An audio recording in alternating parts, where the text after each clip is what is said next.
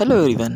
तो कैसे हैं आप लोग। आपका स्वागत है एमजेएनएस क्लासेस में। मैं आज आपके लिए लेके आया हूँ आरआरबी के प्रीवियस ईयर क्वेश्चंस, जो हमारा पार्ट नंबर 21 है और जो आपको यूपी सीएचयू और बिहार सीएचयू में काफ़ी हेल्पफुल रहेगा। तो चलिए शुरू करते हैं। आज का हमारा पहला क्वेश्चन है, the inner most layer of heart is called myocardium, endocardium, pericardium या विसरल पेरिकार्डियम। तो इसमें हमारा correct answer option number C endocardium होता है, जो इनर मोस्ट लेयर होती है। देन जो पेरिकार्डियम होता है ये आउटर लेयर होती है, एंड जो मायोकार्डियम होती है ये मिडिल लेयर होती है हार्ट की। देन हमारा नेक्स्ट क्वेश्चन है, during the implementation phase nursing process a nurse need to be complete in which of the following skill. जो नर्सिंग प्रोसेस का जो इम्प्लांटेशन फेस है नर्सिंग प्रोसेस का, तो वो किन किन नीडों से मतलब बना है। ऑप्शन है cognitive skill, interpersonal skill, psychomotor skill, and D है ऑल ऑफ दिस। तो हमारा correct answer option number D all of this. तो चलिए हम देखते हैं कनेक्टिव स्किल क्या होता है। कनेक्टिव स्किल में क्या होता है, इसमें थिंकिंग, रीजनिंग एंड रीडिंग पाया जाता है। एंड जो इंटरपर्सनल स्किल होता है, जो स्किल होता है इसमें, ये ability to communication to patient and relative के बीच में होता है। एंड जो साइकोमोटर होता है, इसमें बॉडी मूवमेंट करते हैं अकॉर्डिंग टू बॉडी के नीड के अकॉर्डिंग बॉडी मूवमेंट किया जाता है। देन हमारा नेक्स्ट क्वेश्चन है, which of the following is transmitted by rodents. Hepatitis A virus, polio virus, Norwalk virus या इबोला वायरस। तो हमारा correct answer option number D Ebola virus. अभी एबोला वायरस कैसे होता है, ये जो ट्रांसमिटेड बाई क्या है से होता है, ये और सेक्सुअल कांटेक्ट से होता है, या फ्रूट्स बाइट करने से होता है, या बर्ड्स के काटने से होता है। और जो इसका इंक्यूबेशन पीरियड जो होता है वो 8 से 10 दिन इसका इंक्यूबेशन पीरियड देखा जाता है। देन हमारा नेक्स्ट क्वेश्चन है, which mode of inheritance is found in cystic fibrosis. Autosomal recessive, autosomal dominance, multifactorial inheritance and X links recessive disease. तो इसमें हमारा correct answer option number A autosomal recessive disease होता है। अभी autosomal recessive disease होता है cystic fibrosis. इसमें क्या होता है, जो मेल बेबी होती है वो कैरियर होती है, और जो फीमेल जो बेबी होती है वो रिसीवर होती है। देन हमारा नेक्स्ट क्वेश्चन है, which is perception disorder. Option है डिल्यूजन, एपैथी, हेलुसिनेशन या ऑब्सेशन। तो इसमें हमारा correct answer option number C hallucination. Then अभी हेलुसिनेशन में क्या होता है, इसमें क्या था, false fix and sensory stimulation इसमें प्रेजेंट होता है। और इसमें कई सारे टाइप होते हैं, जैसे ऑडिटरी हो गया, विजुअल हो गया, गैस्ट्रिक हो गया, है ना, गैस्ट्रिक हो गया, एंड कई सारे इसमें हेलुसिनेशन पाए जाते हैं, देखने को मिलते हैं। एंड हमारा नेक्स्ट क्वेश्चन है, which is the most important drug is the transmitted A treatment of oropharyngeal poisoning. Oropharyngeal poisoning का कौन सा ट्रीटमेंट मतलब कौन सा ड्रग होता है। ऑप्शन है डाइज़ापाम, एन एसिटाइलस्टेज, एड्रीनिल या एट्रोपिन सल्फेट। तो इसमें हमारा correct answer option number D atropine sulphate. अब जब एट्रोपिन सल्फेट हम जब देते हैं पेशेंट को, तो उसमें 5 मिनट तक हम उसको मेज़र करते हैं। क्या मेज़र करते हैं, उसके बीपी, चेस्ट में क्रैकल साउंड उसमें देखते हैं, एंड पल्स, ये कुछ चीज़ें हम उसमें देखते हैं 5 मिनट तक एडमिनिस्टर करने के बाद।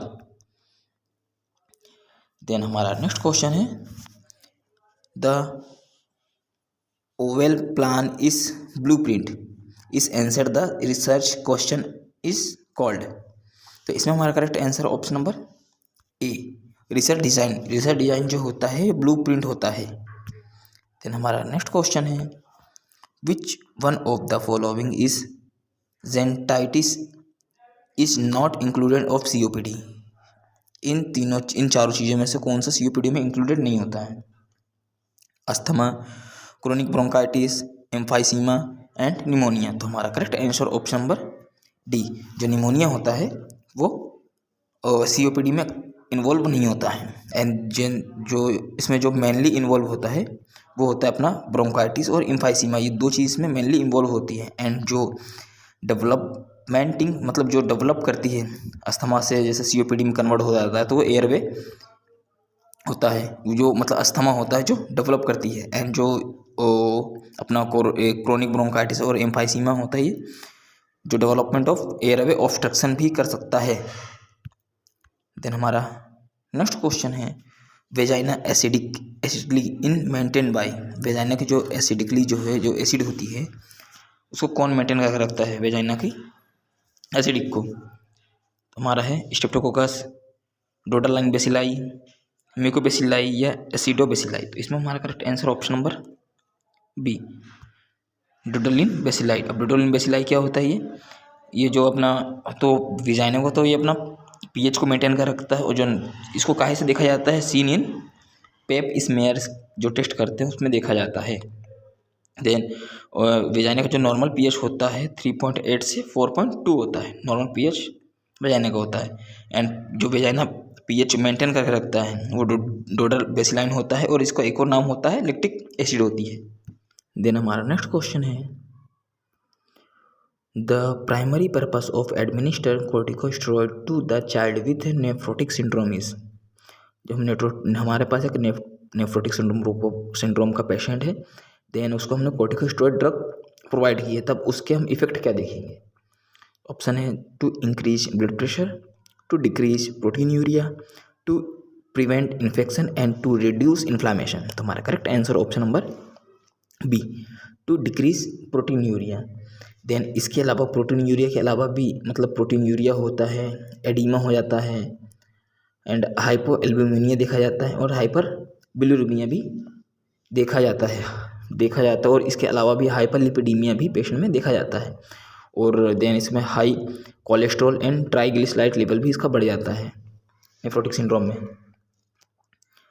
देन हमारा नेक्स्ट क्वेश्चन है atropine sulphate is administered before ECT electroconversion therapy. जो ईसीटी के बाद हम एट्रोपिन देते हैं तो किस चीज़ के लिए देते हैं?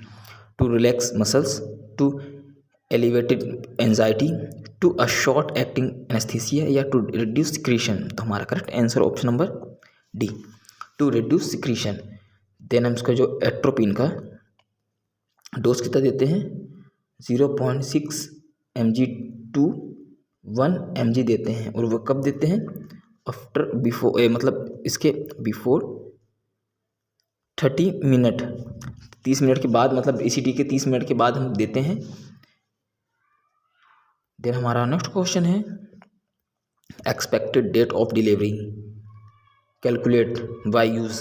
मतलब एक्सपेक्टेड डेट ऑफ डिलीवरी कौन सा रूल्स के मतलब कौन सा फॉर्मूला के अकॉर्डिंग हम निकालते हैं? Wood formula, Naegele's formula, Robert formula, या जॉनसन फार्मूला। तो हमारा correct answer option number B, Naegele formula के अकॉर्डिंग पे हम जो एक्सपेक्टेड डेट डिलीवरी देखते हैं, EDD। देन इसमें हम क्या देखते हैं? 9 month plus 7 days, 9 month plus 7 day को इंक्लूड कर लेते हैं, और इसके बाद हम जो भी डेट है वो हम इसमें निकाल लेते हैं। देन हमारा नेक्स्ट क्वेश्चन है which is an explain a vector of. Vector मतलब क्या होता है? हमारा ऑप्शन है निक, टिक्स, स्क्वेल्स, या टेपवर्म। तो हमारा correct answer option number B, ticks. अब ये टिक क्या होता है? ये वेक्टर इस कैरीज होता है, ये वेक्टर को कैरीज करता टिक, एंड इसके जो एक्सटर्नल पैरासाइड होते हैं जो फीड क्या करते हैं? ब्लड और बर्ड्स। जो बर्ड्स के जो ब्लड होते हैं वो एक्सटर्नल मतलब ये अपना टिक है वो वेक्टर होता है, वो उसको ब्लड को पीता है। देन कैरीज क्या करता है? उसके कैरीज क्या करता है? Bacteria, virus and protozoa. और जो टिक जो होती है ये एक बोन डिजीज होती है ना, जो कैसे typhus, lymph fever, Q fever और अदर भी बीमारी फैलाता है। देन हमारा नेक्स्ट क्वेश्चन है leprosy is also called as psoriasis, इसके बीच हैंसन डिजीज या डेरियस डिजीज। तो इसमें हमारा correct answer option number C, Hansen disease. Hansen disease होता है जो उसका माइक्रो ऑर्गेनिज्म लेप्रोसी के होते हैं, वो होते हैं माइक्रोबैक्टीरियम लेप्रीस होती हैं, लेप्री। देन हमारा नेक्स्ट क्वेश्चन है टू द फाइट और fight response of categorise by the following except. एक को छोड़ के जो फाइट और फाइट का रिस्पॉन्स कौन होता है? Increase the oxygen intake, increase the BP, increase the cardiac output या मेंटल अलर्टनेस। तो हमारा correct answer option number C, increase the cardiac output. Then हमारा नेक्स्ट क्वेश्चन है increase glucose tolerance is seen in. Glucose tolerance किस में देखा जाता है? हाइपोपिट्यूटरिज्म, हाइपर इंसुलिनिया, हाइपोथायरॉइडिज्म या ऑल ऑफ दिस। तो हमारा correct answer option number D, all over this. मतलब जब ग्लूकोज इंटॉलरेंस होता है तो ये हम तीनों चीज देखते हैं।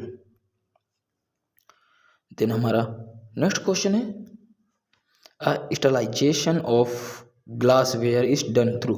जो ग्लासवेयर होता है उसको कितने टाइम मतलब किससे स्टरलाइजेशन करते हैं?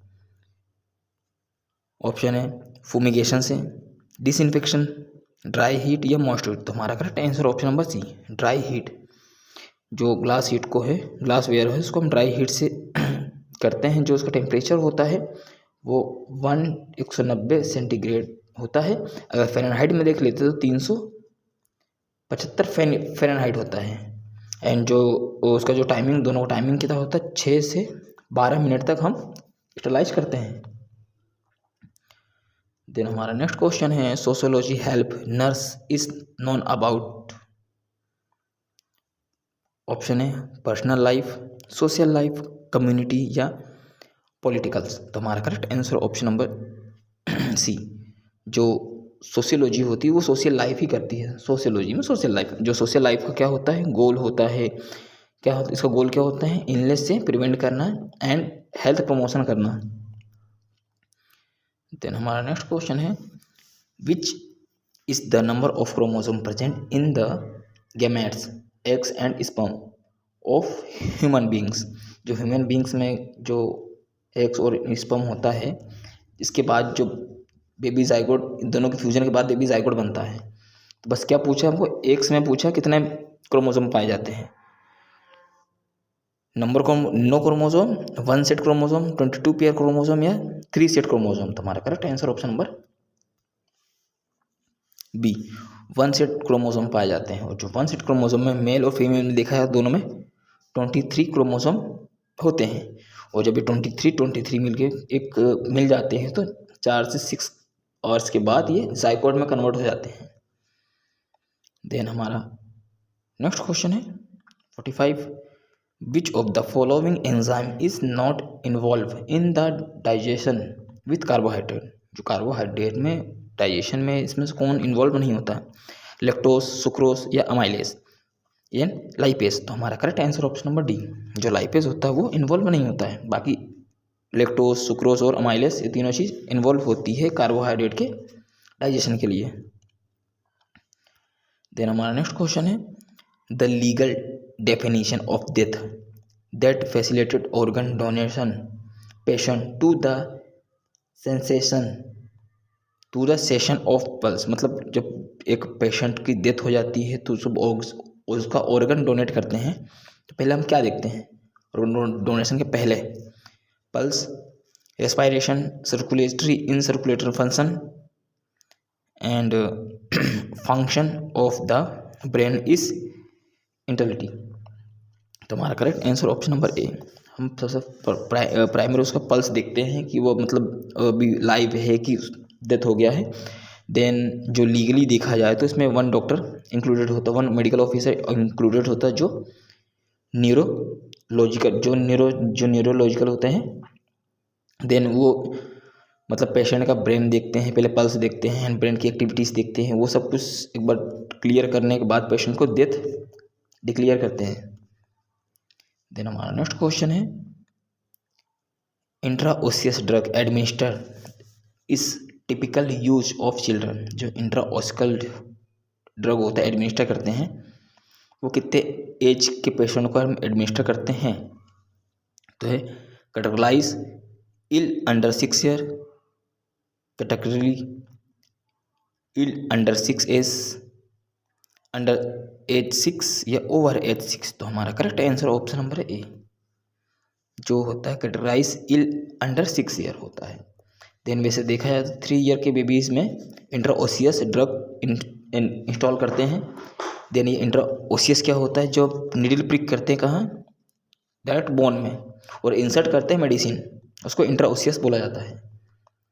देन हमारा नेक्स्ट क्वेश्चन है cerebrospinal fluid is created by spinal choroid plexus, cerebrum या सेरिबेलम। तो हमारा correct answer option number B, choroid plexus. Choroid plexus से ये सब सिक्रेट होता है, और जो इसका ड्रेन होता है वो एरेक्नोइड विलाई में होता है या सब एरेक्नोइड स्पेस में इसका ड्रेन होता है। देन हमारा नेक्स्ट क्वेश्चन है the first nursing philosophy on health maintenance and restoration was established by, मतलब फर्स्ट जो फिलोसफी किसने दी थी हेल्थ मेंटेनेंस की या उसको रिस्टोर की, क्लारा बोटन ने या डॉर्थ रिक्स ने या मैरी इलाइजा एंड या फ्लोरेंस नाइटिंगेल। तो हमारा correct answer option number D, Florence Nightingale ने दी थी। देन इनका जन्म तो आप तो जानते हैं, या जब नर्सिस डे बनाया जाता है तो 12 मई को मनाया जाता है। एंड इनका जो जन्म हुआ था 12 मई 1820 में हुआ था, और वो कहाँ हुआ था, इटली में हुआ था। और जो उनकी डेथ हुई थी वो 1910 में हुई थी, और वो हुई थी लंदन में हुई थी। देन हमारा नेक्स्ट क्वेश्चन है एंड आज का लास्ट क्वेश्चन है which of the following is the scope of nursing research. Scope of nursing research क्या होता है, to development the concept, to development the assessment, to development the answer and to development knowledge. तो हमारा correct answer है option number D, to develop knowledge. Then क्या होता है, ये इम्पोर्टेंट नर्सिंग प्रोफेशन होता है। देन नर्सिंग प्रैक्टिस में उसमें होती है education and administer and information provide की जाती है। देन स्टूडेंट्स आज के लिए इतना ही, थैंक यू सो मच, मिलेंगे हम नेक्स्ट क्लास में।